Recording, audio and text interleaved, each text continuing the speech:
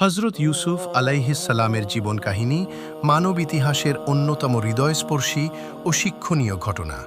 তিনি ছিলেন আল্লাহর নবী এবং হজরত ইয়াকুব আলাইহিসসালামের অতি প্রিয় সন্তান। ছোটবেলায় এক রাতে ইউসুফ আলাইহিসসালাম একটি আশ্চর্য স্বপ্ন দেখলেন।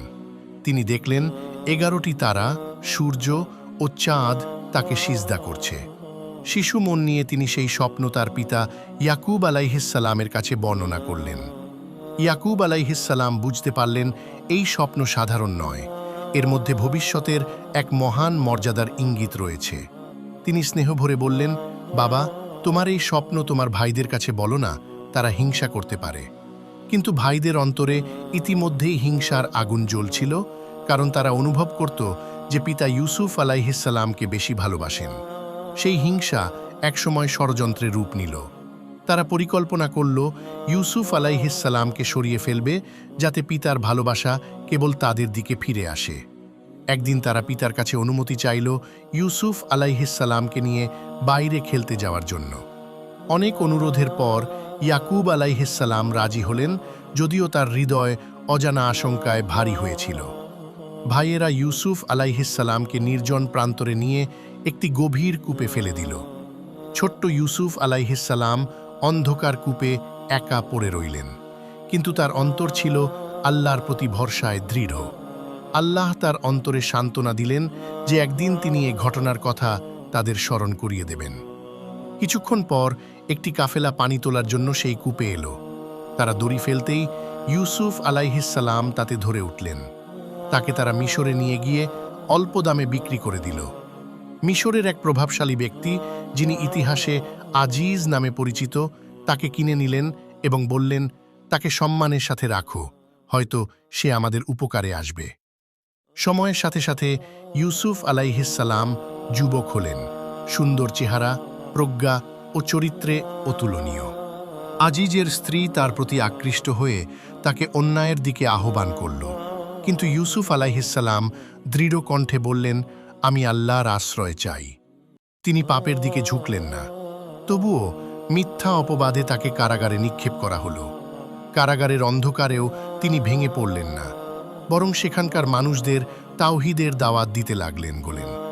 একদিন দুই বন্দী স্বপ্ন দেখল এবং তার ব্যাখ্যা জানতে চাইল। ইউসুফ আলাইহিসসালাম আল্লাহ প্রদত্ত জ্ঞান দিয়ে সঠিক ব্যাখ্যা দিলেন, যা পরবর্তীতে সত্য প্রমাণিত হল। বহু বছর পর মিশরের রাজা এক রহস্যময় স্বপ্ন দেখলেন। 7টি মোটা গরুকে 7টি রোগা গরু খেয়ে ফেলছে এবং 7টি সবুজ শস্যদানা ও 7টি শুকনো শস্যদানা। কেউ তার ব্যাখ্যা দিতে পারল না। তখন কারাগার থেকে মুক্তি পাওয়া এক ব্যক্তি ইউসুফ আলাইহিসসালামের কথা স্মরণ করল। তাকে ডেকে আনা হলো।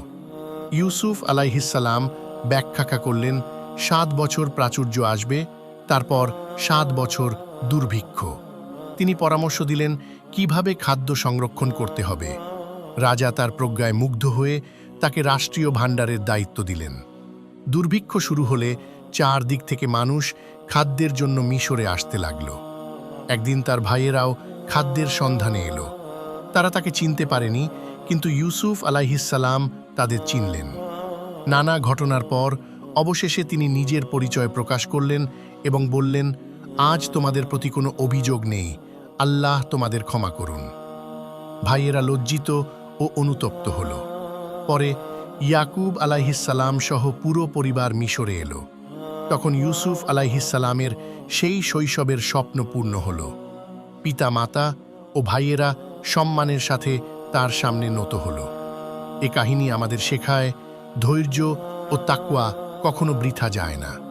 বিশ্বাসঘাতকতা, অপবাদ, কারাগারের অন্ধকার, সবকিছুর পরও আল্লাহ তার বান্দাকে সম্মানের উচ্চতায় তুলে ধরেন।